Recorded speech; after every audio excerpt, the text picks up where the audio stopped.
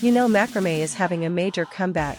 Those knot wall hangings are in every second coffee shop and Instagram feed, but few people know this craft is over 1,000 years old. Let's explore how simple knots turn into art. The word macrame comes from Arabic.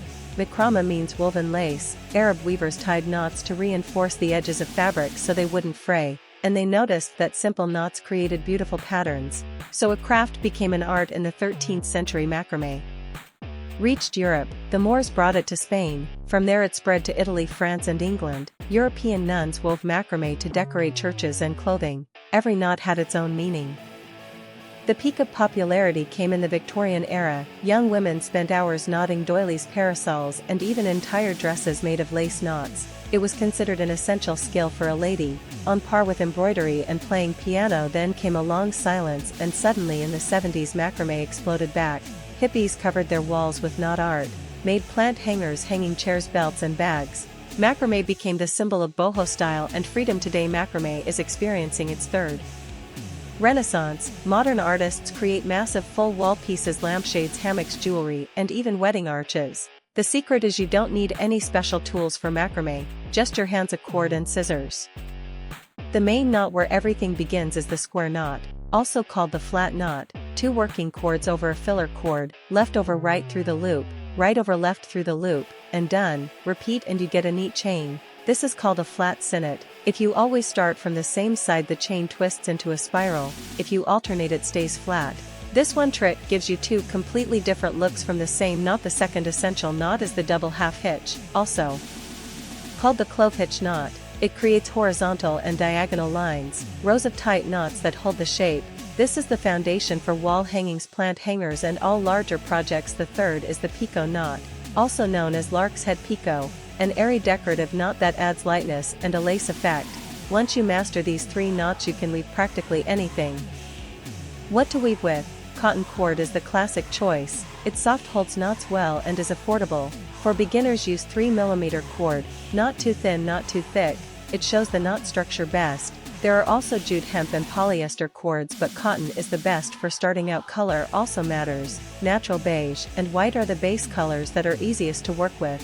Then you can move to dyed cords, gradients and even combining multiple colors in one piece. 2-color macrame looks twice as interesting as plain single color. Try contrasting colors for a bold, modern look. The biggest mistake beginners make is tying knots too loosely. Macrame loves tight weaving. If knots are loose, the work looks messy. Pull each knot firmly and the pattern will be clean and beautiful.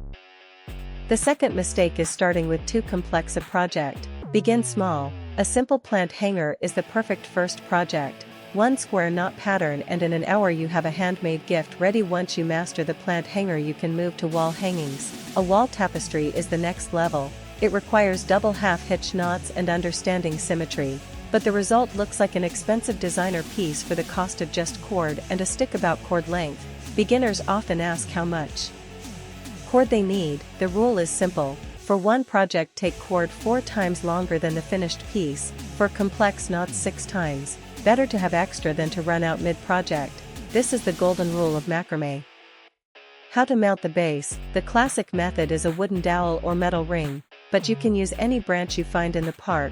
Macrame pairs beautifully with natural materials. Branches, driftwood, stones and beads give each piece character. Speaking of beads, wooden and ceramic beads fit perfectly into macrame. You can weave them directly into knots for volume and accent. 1 row of square knots, then a bead, then knots again. The work instantly looks more advanced even though the technique is the same. Another technique is fringe. You can unravel the cord ends into thin threads, creating fluffy tassels.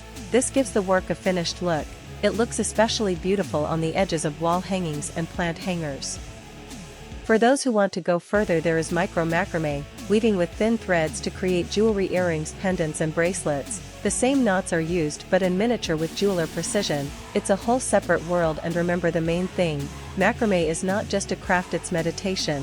When you sit and rhythmically tie knot after knot, your mind calms down, your heart rate balances and anxiety fades. It's almost like Zen. Many people weave not for the result but for the process itself. Give it a try and you won't be able to stop.